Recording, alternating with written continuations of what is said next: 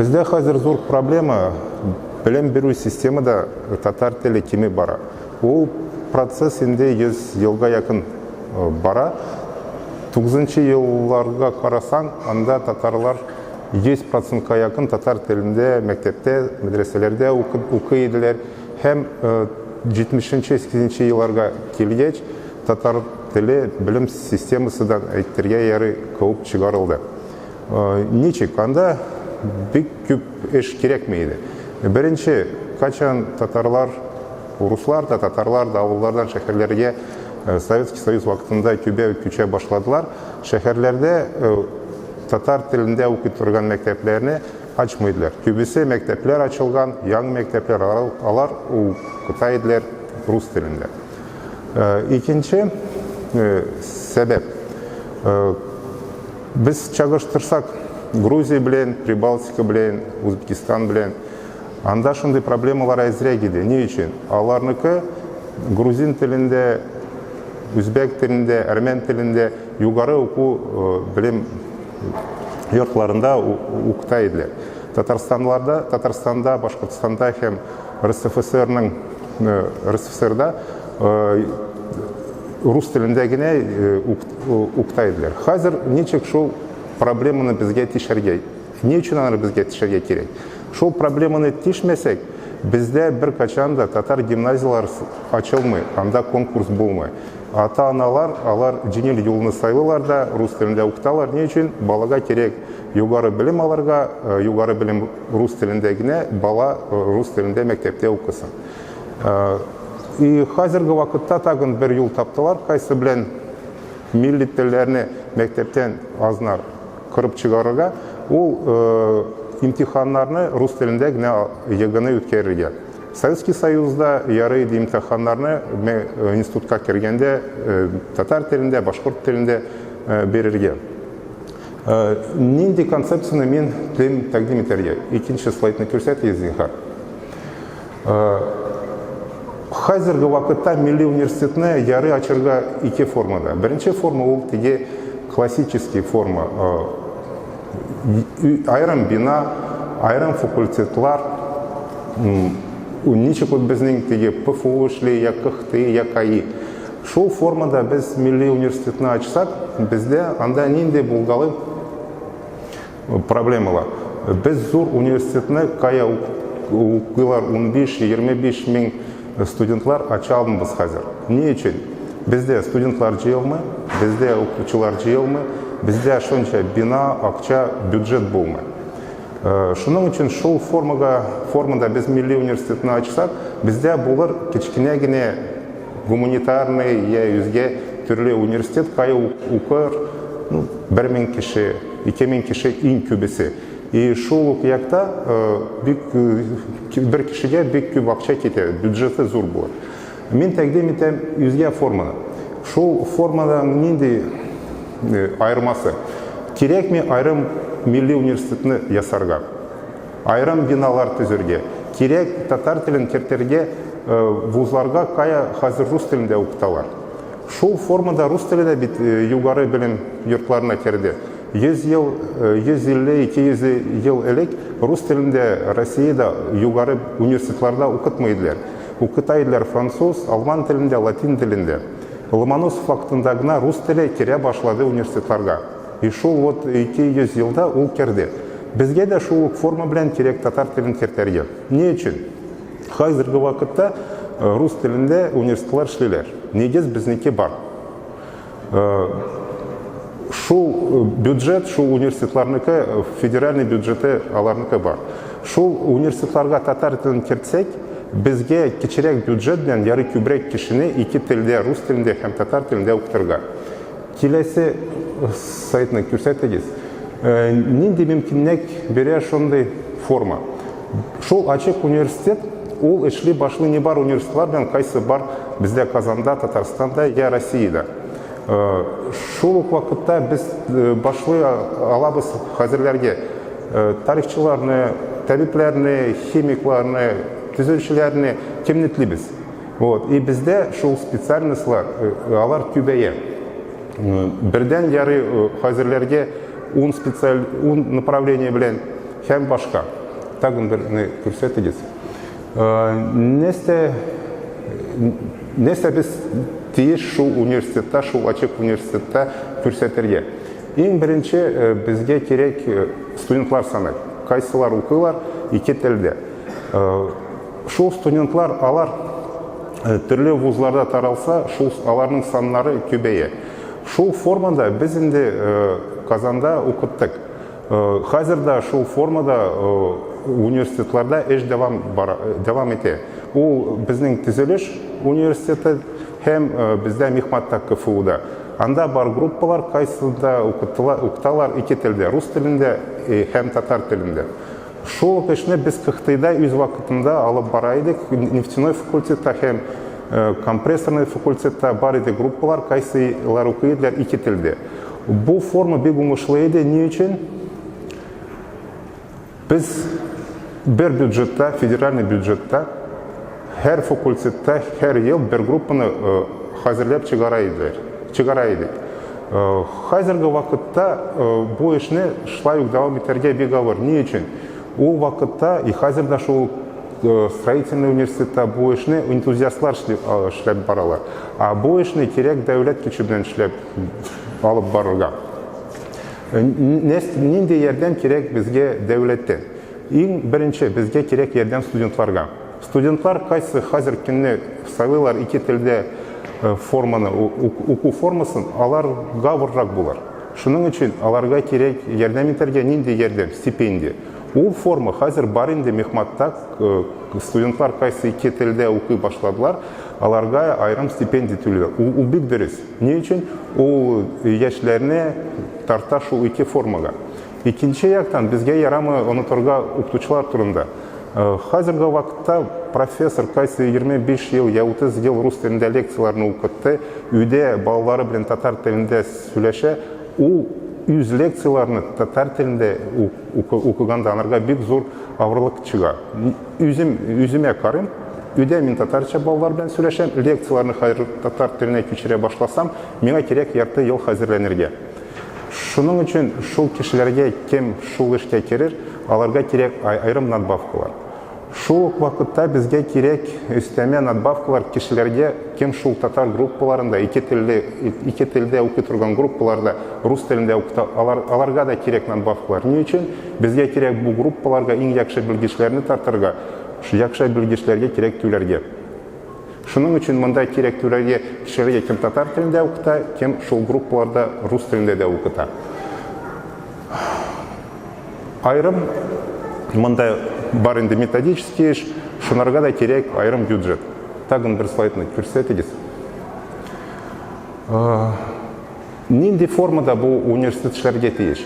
Бу университет үзенә студентларны кабул итми. Ул эшли студентлар белән кайсылар кирделәр башка университетларга. КФУ, медуниверситет, Кыхтый, КАИ. Шул студентлар белән шул университет эшләргә тиеш. Шул студентларны, аларны айрым тагын өстәмә шул ачык университет студентларына кертәләр, һәм аларга стипендия түли башлыйлар. Нәрсә бу форма безгә нинди мөмкинлек бирәләр? Шул форма белән эшләсәк, безгә ярый башларга бик студентлар саны белән 200 студентта җитә башларга. Шул форма белән эшне дәвам итсәк, бездә бар мөмкинлек 25 елда студентларның санын 15 меңгә елына җитерергә, я 40 меңгә. 15 мең кеше кайсы ике телдә укый университетта, ул бик зур сан. Дөрес ни әйтергә, шул форма белән без шул санга җитсәк, әйтергә ярый, без проблеманы тишәрбез. Бу инде минималь саны 15 мең. 40 мең кешегә җитсәк, ул безнең Татарстанның студентлары 4-тән бире, әйтергә ярый, безгә инде җитәрлек. 40 мең кеше кайсы укый университетта ике телдә, ул бик күп. Бездә шундый уңышлар беркайчан да булмады. 15 мең кеше дә бик күп. Шул ук вакытта, минемчә, шул ачык университетка ярамаларга татарларны гына. Кеше ике телдә башка милләттән, урысмы, башкортмы, шимбәме, мариймы, iki tilde rıza bulsa okurga, tatar tilin bilse керек alırga. Ne için? Dürüst ettiler. Hazırgı vakitte terminologiya o не барсы чит тілден тілді. Но мен сізге вот айтайын рус тілінде фразаны. Процесс реформинга на бифункциональных катализаторах. Анда рус тілі бар ма? Рус сөзі бар ма? Yok. Татар сөзі анда бар ма? Yok. Татар тілінде айтсам, реформинг процесі бифункциональ катализаторларда. Кем татар тілін білмей, кем рус тілін білмей, кем инглис тілін біле, ол шул фразаны аңлай ма? Ну нефтяник аңлай, нефтяник аңлай. Шуның үшін бізге ярамы милләт ішінегіне қачырға керек шу ачык университетке башқа милләт кешілеріне де чакырыға. Не үшін мен шылай айтам? Мен өзім декан болып ішлегенде менде бар еді шундай вакытлар, қачан келе бір студент, ол өзі чуваш малай еді, татар тілін біле еді, ну шылай енді, есәмесі сау болығыз. Келе де айта, Исмаил Шакирович, мен тілімді екі тілде оқи тұрған группада оқырға. Меңа анда дусларым оқи, тілеме біт, метем сен нечік анда оқисың, сен біт татар тілін начаррақ білесің. Ол де менен проблема нечік мен анда оқырмын. Яры тілесең кер оқи. Сонға оқытушылардан сұрым, нечік оқи? Нормально оқи, нечік жауап бере?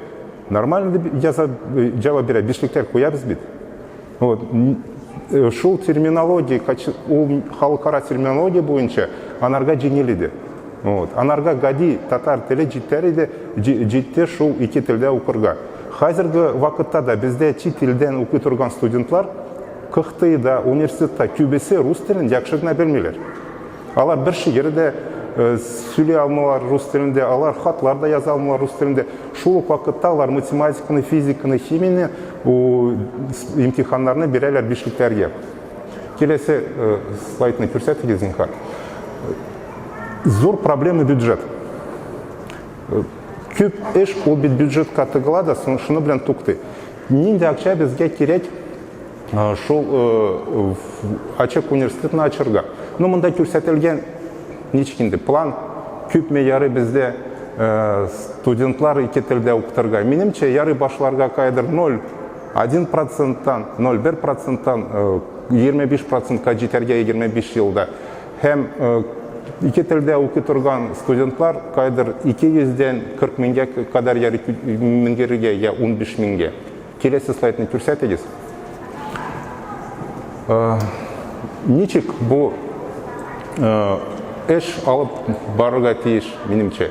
Договор. Түзеле договор. Ачык университет бір яқтан, hem ПФУ, Қықты екінші яқтан. Шул договор білен ачык университет студентларға, оқытушыларға айрым надбавка, айрым стипендия төлей, методический яқтан ярдәм ете, контроль алып бара. Не үшін? Бұл ішіне керек нық контрольда тұтарға. Не болғалы шынды халлер, қачан 5% лекциялар татар тілінде оқыталар, да айталар 2 тілде оқытабыз. Я шол группаларға кертелер формаль яқтан қарап, кешелеріне кен татар тілінде оқы алмы, етілемі оқырға. Шол ішіне керек контрольда тұтарға. Икенші яқтан нестен керек контрольда тұтарға сыфат ничек оқылар. Кеше яқшығына татар тілін білсе, медицинский университетта оқы алмаса, оқыса анда ішліктерге гіне, бізге не үшін, несте үшін анарға стипендия айырым төлерге. Татар тілін білеме. Yok, şunun için tülerge yaramı. Şılay işleysek biz bu işini buzabız. Dürüst etkende. Mında yazılgan niçik bu vuzga açık üniversitetka işlerge. Kelesi slaydını көрсетегіз. Mında көрсетілген plan küp meyarı, niçik yarı üstürüge tatar tilin programıda. Но менімше 50%-тан көбірек керек. Мене үшін кеше еш 2 тілде оқырға минимум. Екінші тілін юғатмасқа ол бір яқ. Екінші яқтан бар көп белгечілер қайсы татар тілін білмелер. Алар қачанда татар тілінде бір сөзде айтмағанлар жоқ. Шул кешелер, шул группада ішлерге тиеш не үшін алар өз фәнін жақшы білелер. Біздің балаларны оқытырға тиеш рус тілінде. Я инглис тілінде, кем нечекенде. Келесі слайдны көрсетегіз. Мұнда yazылған вузлар кем білен ең бірінші керекшілерге келесі слайд. Икенче чиратта кем белән кирәк кешеләргә киләсе слайд. Шул формада без эшне мин бетерәм инде. Шул формада бу эшне эшли башласак, без күбрәк төрле специальность белән төрле белгечләрне хәзерли башлыйбыз. Кайдыр хәзерге вакытта без башлый алабыз 5-6 вуз белән эшли алабыз. 10-15 елдан кайдыр 25-30га кадәр җитәбез. Киләсе. Монда язган нинди кая шул бюджет тараларга тиеш. Киләсе слайд. И монда без санадык нинди акчага шул ачык университет чыга, аның чыгышы инде. Өстәмә стипендия, өстәмә надбавкалар. Киләсе слайд. Вот бу слайдта әйдәгез туктыйбыз. Бер студентка хәзерге вакытта 130-180 мең елына бюджеттан түләнә. Шул формада без эшли башласак, безнеке кайдыр 25 елдан өстәмә акча кайдыр 70-50 меңгә төшә бер студентка. Өстәмә республика бюджетыннан. Киләсе слайд зинһар күрсәтегез. Вот монда күрсәтелгән 3 багана. Ул максимальный вариант, минимальный вариант ачык университет һәм теге инде шундый безнең традиционный формада университетны ачсак. Әйдәгез вот бу ике багананы чагыштырабыз. 15 мең студент, ул минимальный, 25 елдан. Бер студентка күпме акча китә, күпме студент без укытабыз, и ничә без направление ача алабыз. Минемчә, шул ачык формада без эшне алып барсак, безнеке без тизрәк татар телен университетларга кертәләбез. Рәхмәт.